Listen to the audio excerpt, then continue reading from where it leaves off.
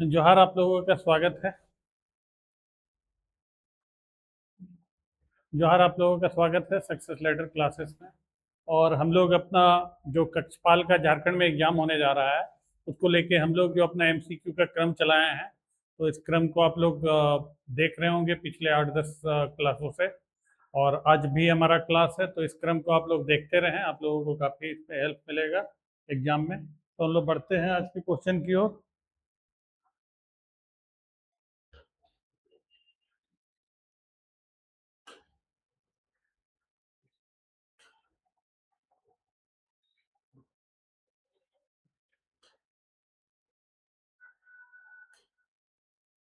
लोकगीत में सम्मिश्रण होवेला, पहला सवाल है कि लोकगीत लोकगीत में किसका सम्मिश्रण होता है, संगीत का, गीत का, क और ख दुइयो कर या ईमन में से कोई नहीं। तो लोकगीत कैसे बनता है? तो जहाँ पे आपको गाना गाना भी होगा, बजाना भी होगा, दोनों का सम्मिश्रण होता है लोकगीत। तो संगीत कर भी, गीत कर भी। तो सही उत्तर क्या हुआ? ऑप्शन सी, क और ख दुइयो कर।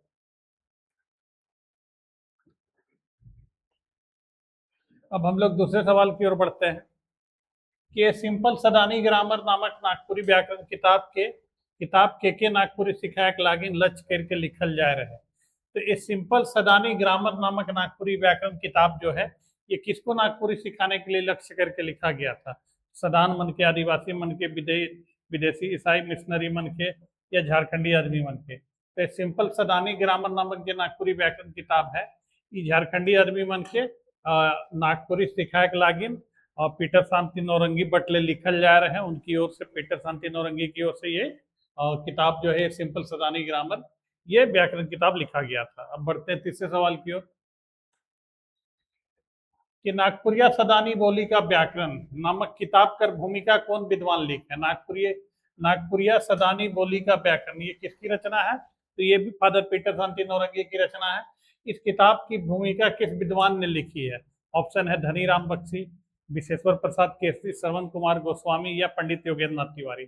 तो श्रवण कुमार गोस्वामी ने नागपुरिया सदानी बोली का व्याकरण नामक किताब की जो है भूमिका श्रवण कुमार गोस्वामी ने लिखी है। तो सही उत्तर क्या हो गया? Shravan Kumar Goswami, option C. फिर है कि कौन व्याकरण किताब में कहल जाए है कि व्यंजन वर्ण समूह कर उच्चारण में स्वर्ण वर्ण समूह कर मदद कर दरकार होएला? मतलब किस व्याकरण, सवाल ये है कि किस व्याकरण किताब में यह कहा गया है कि व्यंजन वर्ण समूह के उच्चारण में जो है वो स्वर वर्णों का और जरूरत पड़ता है, दरकार होता है, उनकी सहायता ली जाती है। तो नागपुरी भाषा का संक्षिप्त परिचय, नागपुरी सदानी व्याकरण, या नागपुरी सदानी बोली के व्याकरण? तो सही उत्तर क्या है? ऑप्शन सी, नागपुरी सदानी व्याकरण। ये किसकी रचना है? तो और डॉक्टर शकुंतला मिश्र और डॉक्टर उमेशानंद तिवारी की एक कृति है, व्याकरण किताब है नागपुरी सदानी बोल व्याकरण। इसी में इस बात को मेंशन किया गया है कि व्यंजन वर्ण के उच्चारण में स्वर वर्णों की सहायता ली जाती है। अब है कि बोतल कौन तरह का शब्द रूप में आवेला? बोतल किस प्रकार का शब्द रूप में आता है? बोतल, जिसको इंग्लिश में हम लोग बोलते हैं, हिंदी में बोतल। तो बोतल किस प्रकार के शब्द रूप में आता है? विदेशज, देशज, तत्सम की तद्भव। तो सही उत्तर क्या हो गया कि बोतल जो है ये विदेशज शब्द रूप के अंतर्गत आता है, बोतल। फिर है अगला सवाल कि मोए आपने है न्योता माने कुकर घर जा रहो मगर दांत को खाले रह गेलक, वाक्य में निजवाचक सार्वनामिक पद कौन है के? मैं अपने ही न्योता मानने के लिए उसके घर गया था, लेकिन अपना दांत चौखाते रह गेलक।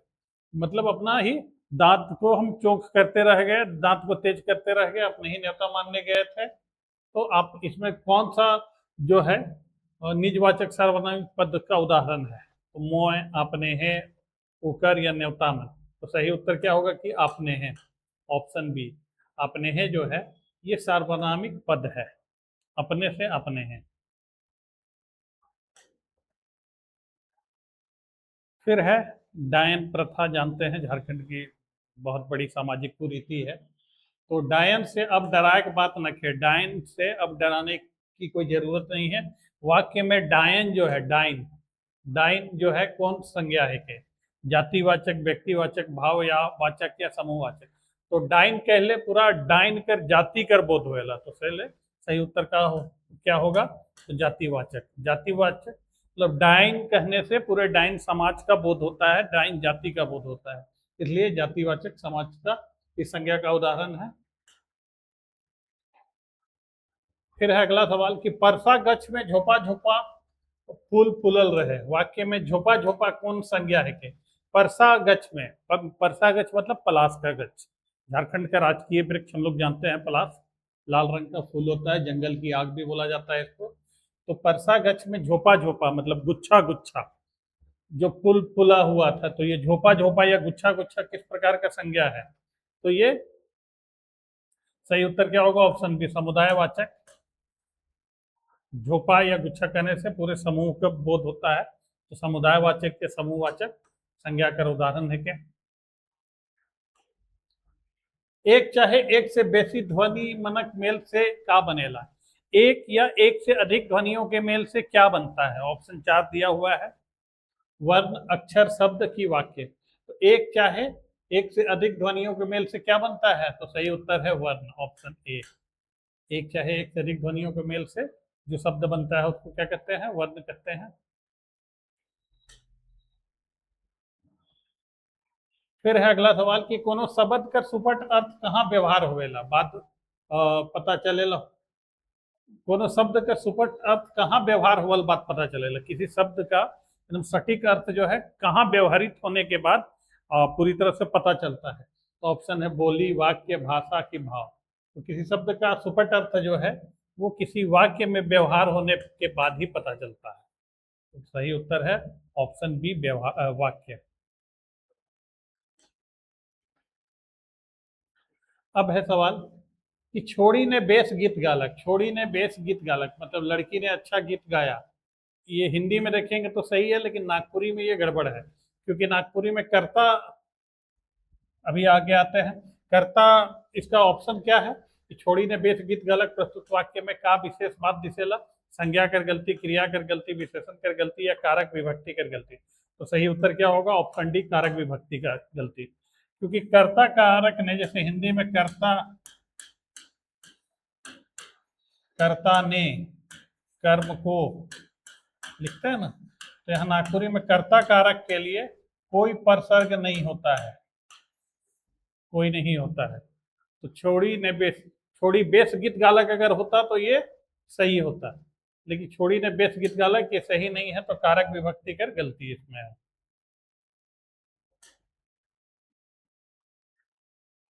फिर है अगला सवाल कि पीटर गोल मारे वाला रहे, पीटर फुटबॉल खेल रहा था, गोल मारने वाला था मुदा, लेकिन नहीं मारे पाला, लेकिन नहीं मार पाया, प्रस्तुत वाक्य रचना कर आधार पर कौन तरह के रहेंगे, प्रस्तुत वाक्य जो है कि पीटर गोल मारने वाला था लेकिन नहीं मार पाया, तो ये किस प्रकार का वाक्य है, संयुक्त वाक्य है, मिश्र वाक्य है, सरल वाक्य है कि देवल कोनो नहीं, तो सही उत्तर क्या होगा, ऑप्शन ए संयुक्त वाक्य है, संयुक्त वाक्य है, लेकिन मुदा जहां जिन वाक्यों के बीच में लग गया वो संयुक्त वाक्य हो जाएंगे।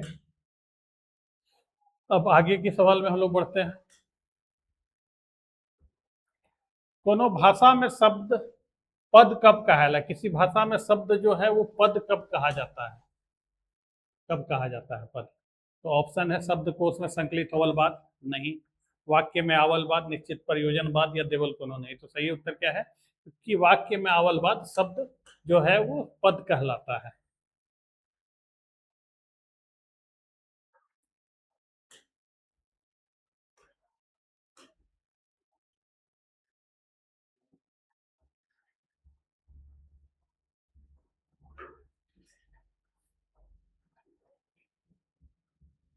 सवाल क्या है हम लोगों के कि जेकर उच्चारण में, मतलब जिसके उच्चारण में, जेकर उच्चारण में,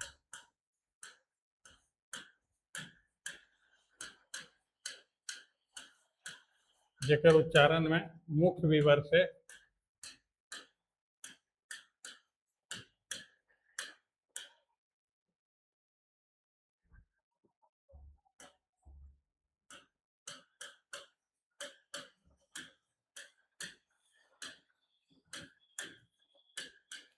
सवाल ये है कि जिसके उच्चारण में मुख विवर से मतलब मुंह से बोलते वक्त वायु कम चाहे मतलब हवा ज्यादा चाहे कम अवरोधित होता है, मतलब ज्यादा चाहे कम रुकता है, उसको कौन वर्ण कहते हैं? उसको कौन वर्ण कहते हैं? तो सही उत्तर होगा स्वर वर्ण, व्यंजन वर्ण। तो सही उत्तर है व्यंजन वर्ण। इसके उच्चारण में हवा कम अवरोधित, कम चाहे अधिक अवरोधित होती है। फिर है अगला सवाल कि पानी जहाज कौन लिंग का उदाहरण है? कि पानी जहाज वो किस लिंग का उदाहरण है? स्त्रीलिंग है, पुल्लिंग है, उभयलिंग है, बेलिंग है? तो पानी जहाज जो है ये बेलिंग का उदाहरण है। कोई लिंग नहीं होता पानी जहाज में।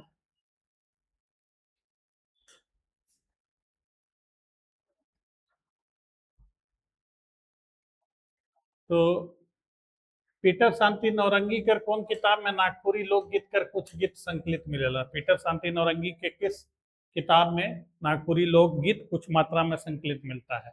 ऑप्शन है ए सदानी रीडर, नागपुरिया सदानी साहित्य, ईसुचरी चिंतामणि या सत्यमेव जयते। तो नागपुरिया सदानी साहित्य जो है ये सही उत्तर है।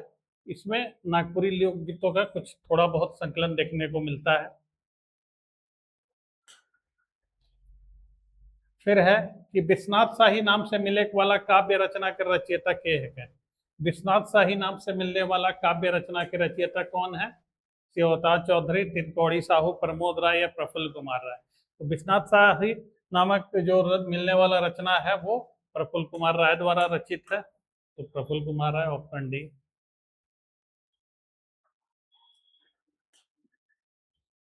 फिर है कि कौन नागपुरी साहित्यकार अपन जमा पूंजी से नागपुरी संस्थान का स्थापना कर रहे हैं? सवाल यह है कि कौन से नागपुरी साहित्यकार थे जिन्होंने अपने जीवन की बची खुची जमा पूंजी को लेकर नागपुरी संस्थान की स्थापना की थी? तो ऑप्शन है बीपी केसरी, सुजीत केसरी, सविता केसरी या संजय केसरी। तो सही उत्तर क्या होगा? ऑप्शन ए, बीपी विश्वेश्वर प्रसाद केसरी ने अपने जीवन की जो बची खुची जमा पूंजी थी उसको संग्रहित करके नागपुरी संस्थान की स्थापना की थी। बहुब्रीही समाज का उदाहरण है कि बहुब्रीही वैसा समाज जिसमें बाहर से मतलब जिसका ना शुरू का पद ना आखिरी का पद प्रधान होता है, बल्कि बाहर से कोई पद आके प्रधान बन जाता है, उसको बहुब्रीही समास कहते हैं। तो सही उत्तर क्या हुआ? दस आनंद, दस है आनंद जिसके, दस सिर वाला, मतलब दशानंद क्या हो गया? सीधा रावण। तो बाहर से आके जो मतलब शब्द यहाँ प्रभावी हो जाता है उसको बहुब्रीही समास कहते हैं। तो दशानंद बहुब्रीही समास का उदाहरण है। फिर है आज का आखिरी सवाल कि कौन नागपुरी साहित्यकार को, किस नागपुरी साहित्यकार को भारत सरकार की ओर से पद्मश्री किया के पुरस्कार से सम्मानित किया गया? तो हम लोग पिछले सवालों में देख चुके हैं कि डॉक्टर इनको मुकुंद नायक को भी भारत सरकार की ओर से पद्मश्री का पुरस्कार प्रदान किया गया है। उसके अलावा कौन है? गिरधारी राम गोंझू। सही उत्तर कौन है? अभी हाल फिलहाल में 2021 में इनकी कोरोना से मृत्यु हुई थी, 2022 में इनको भारत सरकार की ओर से पद्मश्री पुरस्कार से सम्मानित किया गया। तो हमारा आज का सवाल जवाब का सेशन यहीं पे समाप्त होता है। तो आज के लिए